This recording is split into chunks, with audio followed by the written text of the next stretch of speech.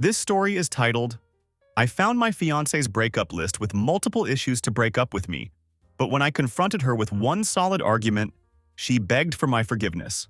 Sup Reddit. My name is Marcus, and I'm 38 years old. I guess I should start with some background to help you understand how everything unfolded. I met my wife Victoria when she was 31, right after I'd finished my last contract as a private military contractor. At the time, I was transitioning back to civilian life and looking at corporate management positions in the hospitality industry. Victoria was working as a paralegal at this fancy law firm downtown, always looking professional and put together. She seemed like she had her life completely figured out, you know? We dated for 3 years before getting married, and everything felt like it was falling into place perfectly. We bought a modest 4-bedroom house in the suburbs, the whole American dream package that so many couples aspire to. Eventually, I landed a job as operations manager for a chain of luxury resorts, making decent money. It wasn't billionaire money by any means, but it was enough that I never thought finances would become an issue in our marriage. Victoria continued working at the law firm, though she cut back to part-time after a few years, claiming the stress was becoming too much for her to handle. I supported her decision completely because I thought we were true partners in this life we were building together. Fast forward to 4 months ago, and this is where everything changed. I was looking for our tax documents in Victoria's desk drawer, and I should mention that we've been married for 11 years at this point. That's when I found this letter she had typed up, and the title made my blood run cold. 16 reasons why our 11-year marriage should end. Yeah, that's right. My wife had created a bullet point list explaining why I wasn't worth staying with anymore. My gut reaction felt like someone had punched me in the stomach as hard as they could. I literally couldn't breathe for a second. But then this weird calm came over me, which isn't typical for me at all. I don't usually get cold and calculated like that, as I'm normally the emotional type. I guess I have my military training to thank for helping me control that initial shock and panic. But something definitely snapped inside me in that moment. I read through her points one by one, and I couldn't believe what I was seeing. Let me give you a taste of what she had written down as her reasons for wanting to end our marriage. Get this. Her first complaint was insufficient income for desired lifestyle.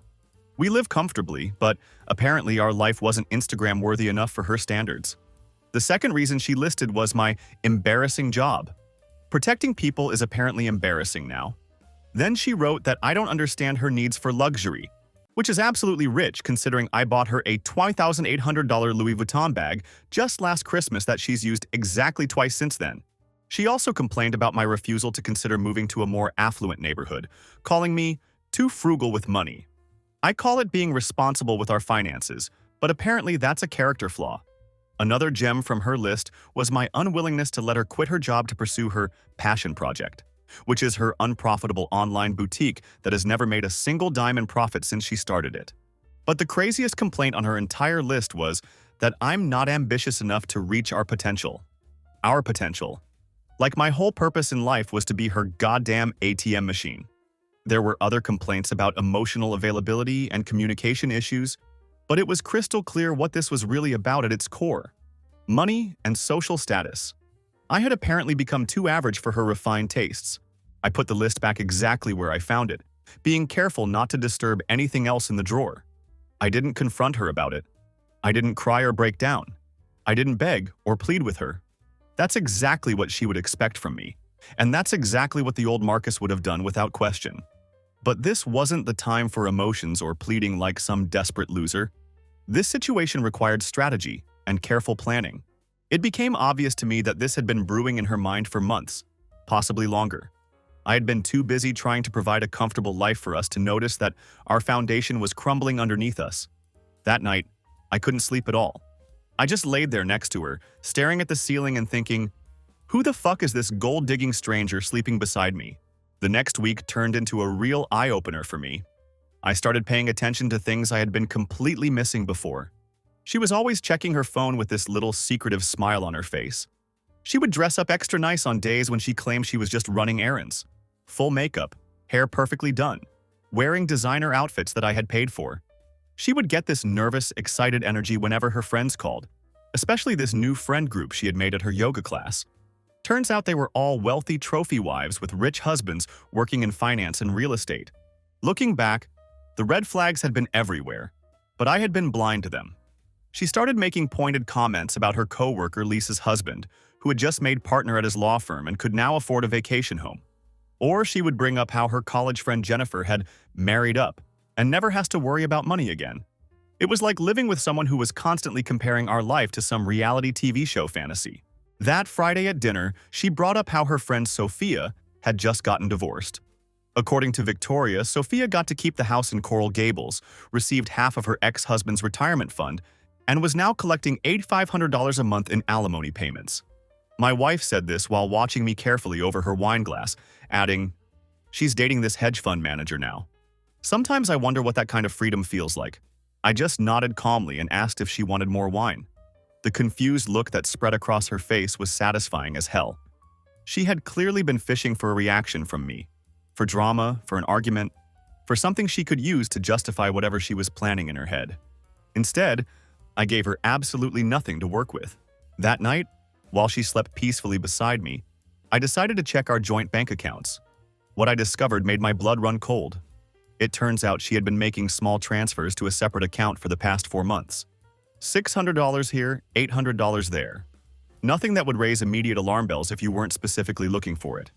But once I knew what to look for, it was clear as day what was happening. She was systematically building an escape fund right under my nose. It was a classic move that I should have seen coming. I made a decision right there in the darkness of our bedroom. I wouldn't fight to convince her to stay with me. I wouldn't beg or plead with her. I wouldn't try to manipulate her emotions or guilt her into changing her mind. That approach would be weak and ultimately ineffective. Instead, I would show her exactly what losing me would mean, not through desperate words, but through deliberate actions. And if she truly wanted a war, then I would give her exactly that. The next morning, I got up earlier than usual and hit the gym harder than I had in months. Then I started making some very important phone calls. First, I called my army buddy Derek, who had become a divorce attorney after leaving the service. Then I contacted my old platoon sergeant Tony, who now worked as a financial advisor. I needed to protect myself legally and financially while creating the perfect environment for her to reveal her true intentions. I've always been in decent shape from my military days, but I'll admit I had gotten comfortable over the years. It was definitely time to get back to fighting weight. I started hitting the gym at 5:30 a.m. every single day before work, downloaded a strict meal plan, and completely cut out all the junk food I had been indulging in. During this period of physical transformation, I started noticing little things about Victoria that I had somehow missed before. I observed how she would roll her eyes whenever I talked about saving money for our future together.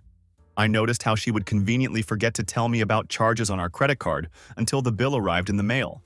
I saw how she always seemed to have some urgent reason why we needed to upgrade something. Whether it was furniture in the house, our car, or her already extensive wardrobe, Victoria noticed the change in me immediately. She picked up on the way I kept emotional distance from her, how I started making decisions without consulting her first, and the way I stopped sending my usual check-in texts during the workday. When she finally asked if something was wrong, I just smiled and said, "Just focusing on some personal goals." She looked visibly annoyed that I wasn't sharing details with her. "Are you going to tell me what these personal goals are?" she asked with that entitled tone she had developed over the past few months. "When they're achieved," I replied simply, and then walked away from the conversation. The look of confusion on her face was absolutely priceless. She clearly hadn't expected me to become so distant and independent. By Tuesday of that week, I had secured copies of all our important documents. By Thursday, I had developed a clear picture of our complete financial situation and what a separation would actually look like for both of us. Knowledge is power. And I was systematically arming myself while she continued to think I was completely clueless about her plans. I also did something I had been putting off for years. I connected with an old commander who had been trying to recruit me for this elite private security firm that protects high-net-worth individuals and corporate executives. The salary they were offering was nearly triple what I was making in my current position. I had always said no to these opportunities because the job would mean significantly more travel, and I had wanted to be home with Victoria as much as possible. What a complete joke that seemed to me now, looking back on my misplaced priorities. The question was no longer if our marriage would survive. That ship had clearly sailed. The real question now was whether she deserved the chance to stay after she had made that list. After everything I had discovered about her secret planning and her true feelings about me, the ball was completely in my court. I was about to show her that throwing me away would be the biggest mistake of her entire life. Not by begging or pleading, but by becoming the man she couldn't afford to lose. A man with real options, firm boundaries, and genuine self-respect. I completely changed our daily routine. I started waking up much earlier than usual, often leaving the house before she even woke up in the morning. My schedule became deliberately unpredictable. Some nights I would be home for dinner as usual, but other nights I would simply text her a brief, "working late," with absolutely no further explanation. The confusion on her face grew more obvious every single day. "You're never around anymore," she complained one evening. "I'm starting to feel like a single woman." "How interesting," I replied calmly. "Is that what you want?" She immediately backpedaled from her statement. "That's not what I meant at all. I just miss you." Was all I said before returning my attention to the book I was reading. I could feel her staring at me intently, trying to figure out exactly what had changed and why I was acting so differently toward her. 2 weeks after finding her list, I joined this high-end gym downtown and hired a personal trainer to help accelerate my physical transformation. I also bought new clothes that actually fit me properly. Nothing flashy or over the top, just upgraded from basic department store items to higher quality clothing that looked more professional. I got a haircut at a fancy barbershop instead of my usual chain salon. These weren't major changes individually, but combined they were enough that people started to notice the difference in my appearance. When Victoria commented on my improved appearance during dinner one evening, I just shrugged casually and said, "Just needed some changes." The way she studied me afterward told me everything I needed to know. She was literally recalculating my value in her head, like she was seeing me with fresh eyes for the first time in years. I could tell she didn't like the possibility that other women might be seeing the same improvements and finding me more attractive. I created distance in other ways as well. Our weekend brunches, which had been a regular tradition for years, suddenly became solo trips for me. Meeting some colleagues to discuss a project, I would tell her, never giving her a chance to invite herself along or ask for more details. The truth was much simpler than she probably imagined. I was systematically building a life that didn't revolve around seeking her approval or accommodation. Through our mutual friends, I found out that her friend Sophia had been filling Victoria's head with fantasies about freedom and independence for months. "Men are replaceable and the dating pool is better than ever," were apparently among their favorite topics of conversation. What I discovered was that this friend had turned bitter and vindictive after her own husband left her for someone younger. A crucial detail that my wife had conveniently never mentioned to me. It also turned out that Sophia didn't actually get the great divorce settlement she had been bragging about to everyone. Another convenient omission on Victoria's part. One Friday afternoon, I was going through some old boxes in our storage room, looking for some paperwork I needed, when I found a journal that Victoria had kept during the early years of our marriage. I know it's not cool to read someone's private thoughts and writings, but given everything I had already discovered about her secret planning, I felt completely justified in learning more about her true feelings. What I read confirmed everything I suspected and made things even worse than I had imagined. The early entries were genuinely loving, filled with excitement about our future together and gratitude for what we were building. But entries from about 2 years ago started changing dramatically in tone and content. "Met Lisa's husband today. He just bought her a beach house for their anniversary," one entry read. "Why can't Marcus be more ambitious?" Another entry stated, "Sophia says I settled too young," and continued with, "I could have landed someone with real money if I'd waited longer and been more strategic." The most recent entry was from just a month before I found the list, and it made my blood boil. "Jonathan says I deserve better than what Marcus can provide. He's right. I've wasted my prime years on someone who will never understand the lifestyle I deserve. Jonathan." Who the fuck was Jonathan? I had never heard her mention anyone by that name before. I did some digging and discovered that Jonathan Williams was a senior partner at Victoria's law firm. He was married, in his 50s, and had a reputation for mentoring young paralegals. When I checked our phone records, I found dozens of calls and texts between them, often happening late at night or early in the morning when I was at the gym. The pieces were rapidly falling into place, and the picture they formed made me sick to my stomach. One evening, I decided to invite some colleagues over to our house, something I rarely did anymore. But these weren't my usual work buddies. Instead, I invited new connections from the elite security firm I had been interviewing with. These were successful, ambitious people who casually talked about 7-figure contracts and international assignments that most people could only dream about. One guy mentioned his vacation home in Aspen like it was no big deal. Another talked about how his wife had just started her own nonprofit organization because money simply wasn't an issue for their family anymore. I noticed how Victoria lingered nearby during these conversations, hanging on every single word with obvious fascination. Her eyes kept widening at the mention of the kind of lifestyle she clearly craved but had never experienced. Her entire narrative about me was being challenged by these outside perspectives. She was seeing firsthand what I was capable of becoming without her holding me back or constantly questioning my ambitions. After my colleagues left, Victoria was unusually attentive toward me. "Your friends seem really successful," she said, trying to sound casual but failing miserably. "They're at the top of their field," I replied matter-of-factly. "They work incredibly hard to maintain that level of success." "You never mentioned you knew people like that," she said, clearly fishing for more information. "There's a lot we haven't been talking about lately, isn't there?" I responded, holding her gaze steadily until she was forced to look away first. Her attempts to reconnect with me became increasingly obvious over the following days. She started wearing dresses that I had complimented months earlier. She would make my favorite meals for no apparent reason. She suggested weekend getaways like we used to take when we were first married. But I maintained my emotional distance throughout all of these efforts, saying thanks when appropriate, but never showing enthusiasm or genuine interest. One random Wednesday evening, she decided to wear lingerie under her robe when I got home from work, like I was supposed to drop everything and worship her body. I looked at her calmly and said, "I'm not really in the mood tonight. It's been a long day." Then I went to take a shower. The stunned look on her face was worth every second of the cold shower I took afterward. On a Thursday night, I deliberately took an important phone call in front of her. It was my contact at the elite security firm officially offering me the position.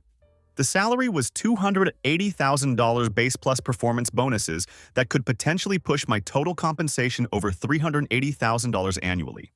The job would involve significantly more travel, but the company provides luxury accommodations in every major city where they operate.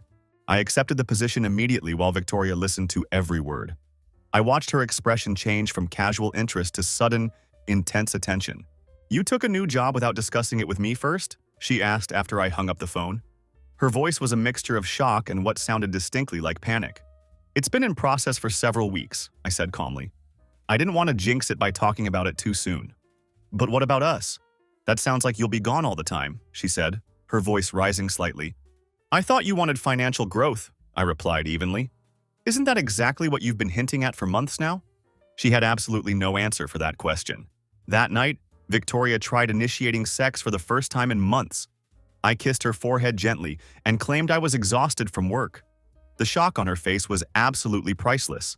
The dynamic between us had completely flipped. Now she was the one seeking validation that I wasn't eager to give.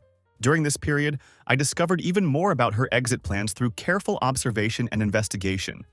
Her browser history showed apartment listings, all located in the expensive part of town she had always wanted to live in. I found email receipts for career coaching sessions that were specifically focused on leveraging divorce proceedings for financial security. I'm not kidding about this. She was literally getting professional advice on how to maximize her divorce payout. I also discovered text messages to Sophia about starting fresh and getting what she deserved from life. What really got to me was finding a saved draft email to a divorce attorney. In it, she outlined how she had been a supportive wife who had sacrificed her career for her husband and deserved appropriate compensation for her years of dedication. This was coming from a woman who worked part-time at best, spent more money than she earned, and whose biggest sacrifice was having to drive a Lexus instead of a Mercedes. The level of delusion was absolutely staggering. That weekend, Victoria watched me pack an overnight bag with obvious concern. "Where are you going?" she asked, trying to sound casual but unable to hide the edge of anxiety in her voice. "Boston. Meeting with the new team," I replied without elaborating further. "Might extend through Sunday depending on how things go." "You've been gone a lot lately," she said, following me around the bedroom like a lost puppy. "Is everything okay with us?" I looked at her directly and said, "That depends on what you want us to be." The color completely drained from her face. For a moment, I thought she might confess everything. The list, the secret bank account, her conversations with Sophia, maybe even the affair. Instead, she forced a smile and said, "Just missing you, that's all." I nodded and continued packing without responding to her obvious attempt at manipulation. The truth was that I really was going to Boston, but not just for meetings with my new employer. I was also looking at luxury condos in a high-rise downtown. Knowledge before action. That's always been my philosophy. The morning before I was scheduled to return home, Victoria called me in a complete panic. It turned out that her car was making a weird noise and wouldn't start properly. She wanted me to cancel my meetings and come home early to deal with the mechanical problem for her. Just call a mechanic, I told her simply. Use the emergency credit card if you need to cover the cost. But I don't know anything about cars, she protested. What if they try to rip me off because I'm a woman? Then you'll have learned an expensive lesson about handling adult responsibilities, I replied calmly. I believe in your ability to handle this situation. I hung up while she was still protesting and making excuses. A year ago, I would have immediately rushed home to fix her problem for her, dropping everything to be her knight in shining armor. It's funny how quickly priorities can change when you finally see someone's true colors. But while I was in Boston, I did something even more important than house hunting. I hired a private investigator. My buddy from the military had recommended him, an ex-special forces guy who specialized in infidelity cases and had an excellent reputation for discretion and thoroughness. I gave him all the information I had gathered about Jonathan Williams and asked him to dig much deeper into their relationship. I told him that money was no object and that I wanted absolutely everything he could find. When I returned from Boston, I maintained my new routine of going to the gym early in the morning, working longer hours, and maintaining minimal engagement at home. Victoria seemed increasingly desperate for my attention, which I continued to give only sparingly. The power dynamic between us had completely reversed from what it had been for years. During this time, I focused intensively on preparing our finances for the inevitable split that was coming. I started moving money to accounts that she couldn't access. Nothing illegal, just protecting what was rightfully mine. I meticulously documented all of our assets and began tracking her spending patterns in detail. I created comprehensive spreadsheets showing exactly how much of our combined income went to her shopping sprees, her yoga classes, and her frequent girls' trips with Sophia and her other wealthy friends. 2 weeks later, the private investigator delivered his report to me, and it was more damning than I could have possibly imagined. Jonathan and Victoria had been having a full-blown affair for at least 7 months. The PI had obtained photographs of them meeting at an upscale hotel downtown, receipts for expensive jewelry that Jonathan had bought for her, and screenshots of their text messages that his digital specialist had managed to recover. In these recovered messages, Victoria consistently referred to me as her starter husband and actually laughed about how completely clueless I was about her plans. Jonathan had promised to take care of her financially once she was free from our marriage, and they had even discussed specific neighborhoods she should look at for her post-divorce living situation. The level of planning and deception was absolutely breathtaking. But here's where the investigation got really interesting. Jonathan had absolutely no intention of leaving his wife Diana for Victoria. In fact, in messages to his golf buddies that the PI had also uncovered, Jonathan bragged about having what he called the perfect arrangement. He got to keep a wife who maintained his social standing and reputation, while also having a hot younger woman on the side who made him feel important and powerful. The private investigator had also uncovered something I hadn't expected at all. Victoria had actually applied for a home equity line of credit 4 months earlier, using a forged signature that was supposed to be mine. The bank had flagged the application as suspicious but hadn't outright rejected it yet. They were still investigating. She had been trying to extract $85,000 from our home's equity without my knowledge or consent. That wasn't just betrayal. That was a felony. Armed with this devastating information, I decided to contact Jonathan's wife Diana directly. We arranged to meet for coffee while Victoria thought I was at work handling some routine business. Diana was understandably devastated when I showed her the evidence, but she was also coldly furious in a way that impressed me. "What do you want to do about this situation?" I asked her, after she had processed everything I had shown her. "Destroy them both," she said, without any hesitation whatsoever. "Jonathan's prenup has a very specific infidelity clause written into it. If I can prove he cheated on me, he gets absolutely nothing in a divorce." We formed an alliance right there in that coffee shop. Diana revealed that she was actually the vice president of human resources at Victoria's law firm, which gave her significant power over my wife's career and future employment prospects. We agreed to coordinate the timing of our confrontations for maximum impact on both of our cheating spouses. The other person I contacted was Lauren, Jonathan's executive assistant at the law firm. Through the private investigator's research, I had learned that Jonathan had promised to promote Lauren multiple times over the years, but had instead consistently given those opportunities to women who were willing to sleep with him. Lauren was absolutely furious when I shared what I knew about Jonathan's pattern of behavior, and she immediately agreed to help us gather even more evidence from inside the firm. My last strategic move was visiting Victoria's parents at their home. They had always liked me throughout our marriage, and we had maintained a genuinely good relationship over the years. I brought copies of the most damning evidence with me. Not the intimate photographs, of course, but the text messages where Victoria called me her starter husband, and the complete documentation of the forged loan application. Her father, who was a retired judge with decades of experience in family law, was visibly shaken as he read through everything. "This isn't how we raised her," he kept saying repeatedly, shaking his head in disbelief. Her mother broke down crying and kept apologizing to me, as if Victoria's behavior was somehow their fault. I assured them that I didn't blame them in any way for their daughter's choices and explained my plan for handling the situation.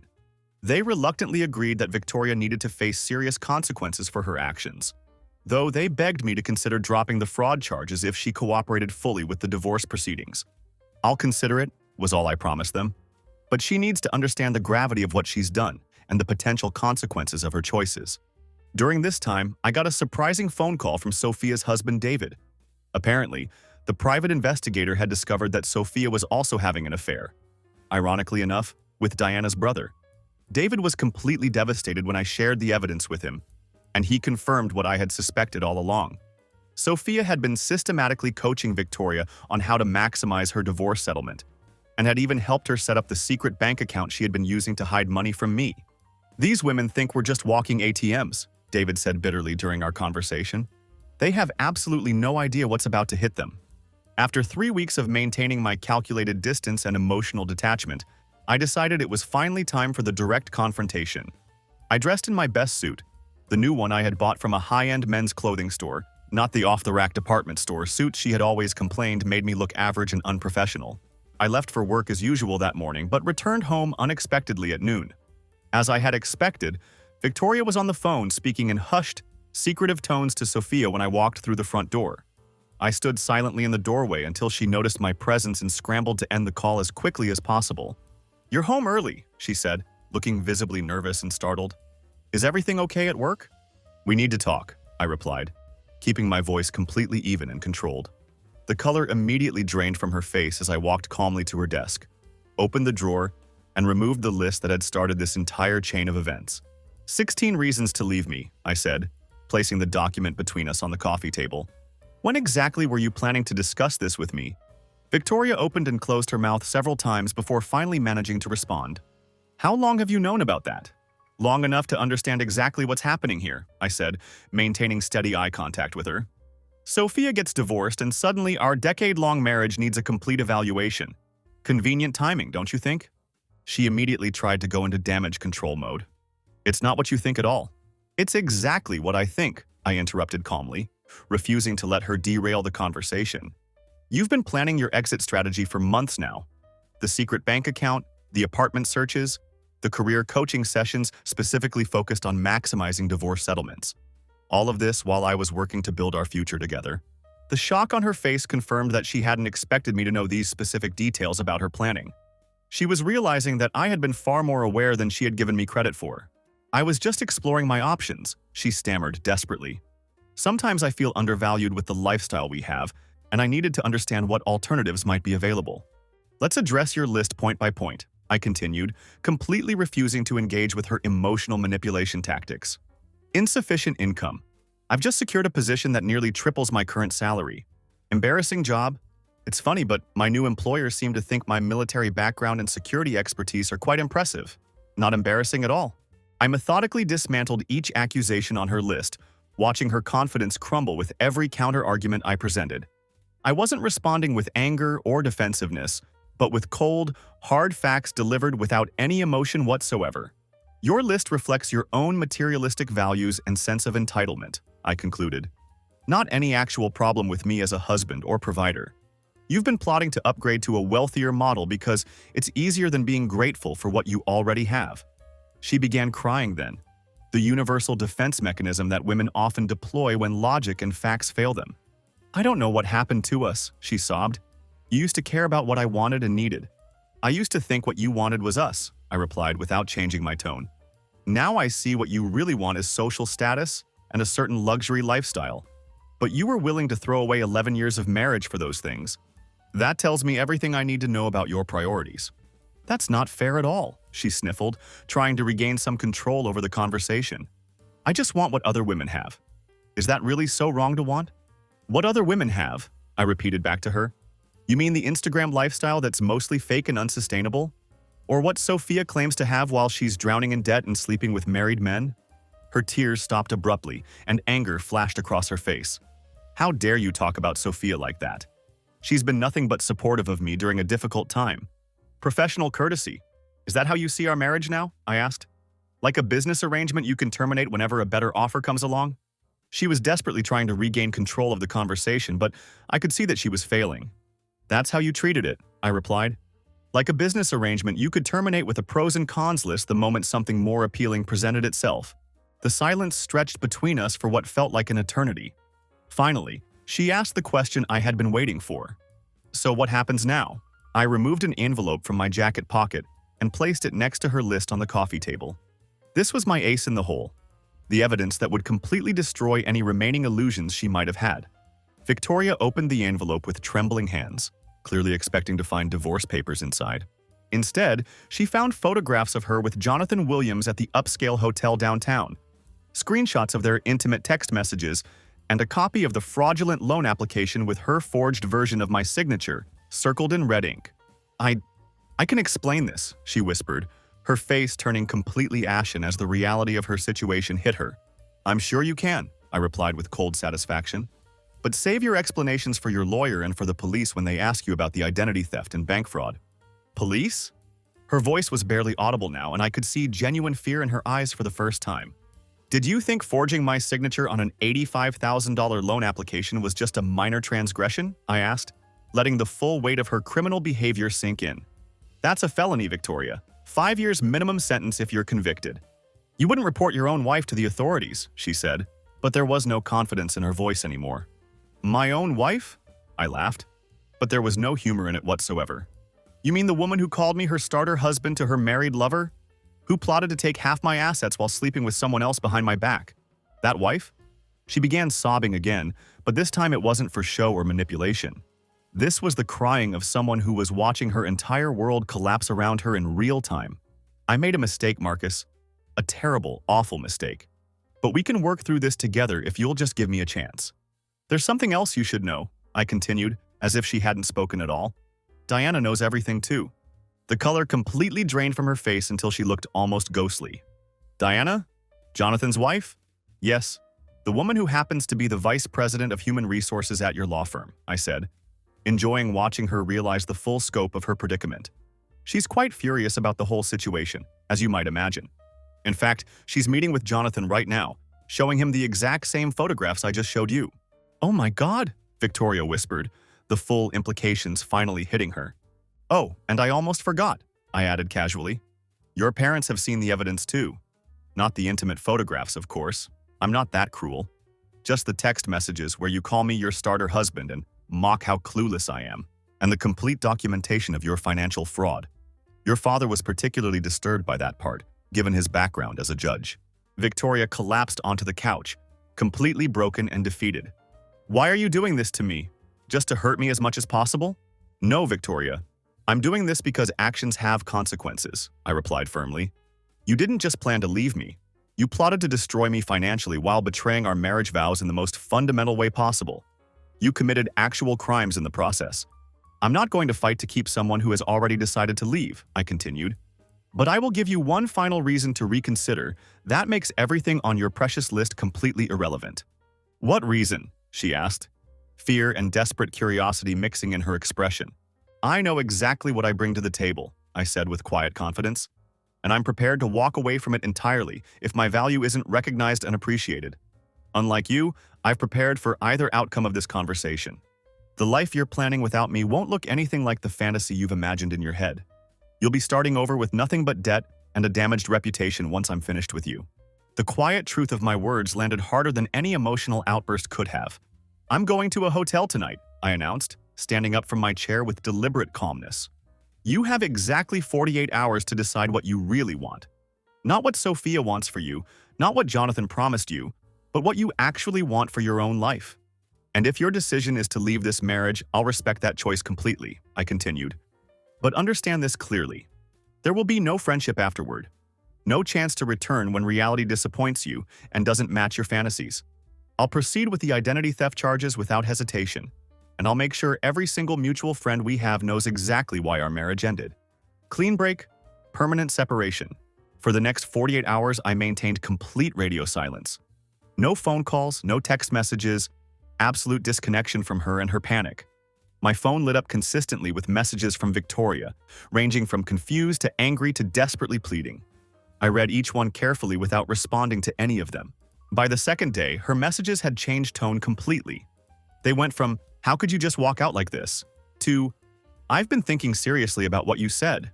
From, "This is so unfair to me," to, "I made some important phone calls today." While Victoria was panicking and scrambling to figure out her next move, I was calmly executing phase 2 of my strategic plan. I had already secured the new job with triple my current salary, which gave me tremendous leverage. Now I moved additional funds to accounts she couldn't access, carefully documented all her wasteful spending patterns to prove financial irresponsibility, and had a very productive meeting with Lauren from HR at Victoria's law firm. Lauren was extremely grateful for the evidence I had provided about Jonathan and his consistent pattern of sexual harassment with subordinates. In return for my assistance, she shared some very interesting information with me. Victoria had actually been bragging to her coworkers about her elaborate exit strategy and how she was planning to cash out of our marriage for maximum financial benefit. She had even been interviewing for positions at other law firms, specifically telling them she would need schedule flexibility for her upcoming divorce proceedings. All of this was clear evidence of premeditation that would completely destroy her potential claims of being a supportive, sacrificing wife who deserved substantial compensation. As I had suspected, things were falling apart rapidly on Victoria's end. Jonathan had thrown her completely under the bus when Diana confronted him with all the evidence. He claimed that Victoria had been the aggressor in their relationship and that he had simply been weak in the face of her persistent advances. He had been placed on administrative leave pending a full investigation into sexual misconduct with subordinates, thanks to Lauren's testimony about his pattern of predatory behavior over the years. Sophia wasn't faring any better in her own crisis. David had confronted her with evidence of her affair, and she had responded by throwing a vase at him in a fit of rage. He had been smart enough to record the entire confrontation on his phone, and had already filed for divorce citing domestic violence. The two freedom fantasy architects, as I had started thinking of them, were watching their own lives crumble while they had been so busy plotting mine. As the 48-hour deadline approached, I received a text message from Victoria asking to meet at our favorite restaurant, the same place where I had proposed to her years earlier. It was a transparent attempt at emotional manipulation through nostalgia and shared memories. I declined her suggestion and instead proposed meeting at a neutral coffee shop with no sentimental significance. Victoria arrived at the coffee shop early, and I could see that her appearance had been carefully crafted for maximum emotional impact. Her hair was styled exactly the way I had once complimented years ago, and she was wearing the perfume from our anniversary trip. I acknowledged these obvious manipulation tactics silently while maintaining a completely neutral expression on my face. "Thank you for meeting with me," she began nervously. "These past 2 days have been incredibly illuminating for me." I nodded but offered nothing in response, forcing her to fill the uncomfortable silence herself. "I made a horrible mistake," she continued, her voice trembling slightly. "The list was never meant for you to see. It was just me working through some confused thoughts with everything going on with Sophia and her situation. Whether I was meant to see it or not is completely irrelevant," I interrupted calmly. "You created that list. You meant those things at the time you wrote them down. That's the reality we're addressing here today. I've ended my friendship with Sophia after confirming that what you showed me was true," she said, clearly hoping this would earn her some points. "She's been filling my head with worst-case scenarios and luxury lifestyle fantasies for months now, and I realize how toxic that influence was." "Your choice of influences reflects your underlying priorities," I replied without emotion. "But this conversation isn't about Sophia's influence on you. It's about us and what you've decided you want. Have you made your decision?" She reached across the table, attempting to make physical connection with me. I kept my hands firmly around my coffee cup, maintaining the barrier between us. "I want to save our marriage," she said, tears beginning to form in her eyes. I realize now what I almost threw away because I was listening to the wrong advice and focusing on stupid material things instead of appreciating what we've built together over 11 years. "What specifically changed your mind about our relationship?" I asked directly. The question clearly caught her off guard. She had expected immediate reconciliation, not continued evaluation and questioning. "When you left, It felt like the floor had completely disappeared beneath my feet, she admitted, her voice becoming more genuine. Everything I had taken for granted suddenly seemed precious and irreplaceable. And then, when I found out about the potential identity theft charges and that my parents know about everything, Marcus, I realized I could lose absolutely everything that matters to me. Those are just consequences and reactions to getting caught, I said bluntly. I'm asking what specifically changed in your fundamental understanding of our relationship and marriage. She took a deep breath, recognizing that this wasn't going to be a simple makeup conversation where she cried and I forgave everything. I understood that I had been measuring our marriage against an impossible standard, she said, her voice steadying somewhat. That I've been ungrateful and entitled about the life you've provided for us.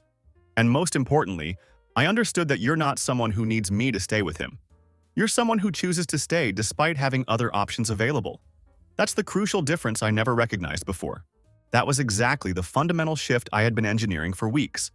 Not desperation to keep her at any cost, but a clear demonstration that I would be perfectly fine either way the situation resolved itself. I hope that understanding is genuine, I said carefully. But actions will matter much more than words from this point forward. She nodded eagerly, clearly relieved that I seemed to be considering reconciliation. I'll do anything you ask, Marcus. Please just tell me we can find a way to fix this. That's when I decided to play my final devastating card. Before I make any decisions about our future, there's something else you need to know, I said, with deliberate calmness. Jonathan told Diana absolutely everything when she confronted him with all the evidence. Victoria's face went completely pale, and I could see the blood draining from her cheeks in real time. He showed Diana all of your text messages, I continued relentlessly, including the ones where you were planning your future life together once you were free from your marriage. The ones where you called me your starter husband and laughed about how completely clueless I was about your plans. Her mouth opened and closed repeatedly, but no words came out. She looked like a fish gasping for air. He told Diana that your affair was just a meaningless fling, I continued. That you were the aggressor who pursued him relentlessly. That you had promised him you were already separated from me. Classic throw under the bus move when men like him get caught. Diana forwarded everything to your boss at the firm, I said, watching her world crumble before my eyes. You've been terminated effective immediately. Your personal belongings are in a box waiting for you at the security desk. Tears began streaming down her face, but these weren't the manipulative tears she had used before. These were the tears of someone watching their entire world collapse in real time. Marcus, I can explain everything, she stammered desperately. No need to explain anything, I replied coldly. It's all quite clear to me now. I stood up from the table with deliberate slowness. I filed for divorce this morning. The papers will be served to you at your parents' house, where I assume you'll be staying since you can't afford our mortgage payments on your own anymore. You can't do this to me, she whispered, panic setting in completely. Marcus, please, I made a mistake. We can work through this together. You didn't make a mistake, I replied with ice in my voice. You made a series of calculated, deliberate decisions over many months. Every transfer to your secret bank account was a conscious decision. Every text message to Jonathan was a conscious decision. Every single item on that list was a conscious decision. What about the identity theft charges? She asked, visibly shaking now with fear. Are you really going to report me to the police? Already done, I said matter-of-factly. The bank has all the evidence they need to pursue prosecution. They're quite motivated to follow through since you attempted to fraudulently extract $85,000 against our home's equity. My lawyer advised them that I won't be obstructing justice in any way. She broke down completely then, sobbing uncontrollably in the middle of the coffee shop and causing other patrons to turn and stare at the scene. My career will be completely over, she cried. My parents will probably disown me. Please, Marcus, I'm begging you to reconsider. I leaned in close to her across the table. You should have thought about all of those consequences before you decided I wasn't good enough for you. Before you called me your starter husband to your rich lawyer boyfriend who was just using you for sex. I stood up to leave, but she grabbed my arm desperately. Wait, she cried, her grip tight on my sleeve. What if I sign whatever you want in the divorce proceedings? I won't ask for anything at all. You can have the house, both cars, everything we own. Just please don't go through with the fraud charges. I looked down at her tear-streaked face. The woman I had loved for an entire decade, who I had built a life with, who I would have done absolutely anything for just months earlier. But I felt nothing except cold satisfaction. I'll think about it, I said without any warmth in my voice. My lawyer will be in touch with the terms. 3 months later, our divorce was completely finalized, and the outcome was exactly what I had planned. Victoria got absolutely nothing from our marriage, Not the house, not a single penny of alimony, not even her personal clothes and belongings. She signed away everything we had built together to avoid facing the identity theft charges that would have sent her to prison. The terms of our divorce agreement included a comprehensive non-disclosure clause that legally prevented her from bad-mouthing me to friends or posting anything negative about me on social media. She was essentially silenced from telling her side of the story, which protected my reputation completely. Her parents refused to let her move back into their family home, disgusted by her behavior and the shame she had brought on their family name. Her father, the retired judge, was particularly appalled by the criminal fraud she had attempted. They felt that allowing her to return home would be enabling her destructive behavior rather than forcing her to face the consequences of her choices. The last I heard about Victoria's situation, she was living in a tiny studio apartment in a rough part of town, working as a receptionist at a budget law firm that handles personal injury cases and minor criminal defense. Lauren had made sure that Victoria would never be able to work at any respectable law firm again by sharing information about her affair with a senior partner and her subsequent termination for cause. Victoria's dream of upgrading to a wealthier husband had completely backfired. Instead of living in luxury with Jonathan, she was barely scraping by on a receptionist's salary while dealing with the social stigma of being a divorced woman who had destroyed her own marriage through infidelity and fraud. Jonathan didn't fare much better in the aftermath.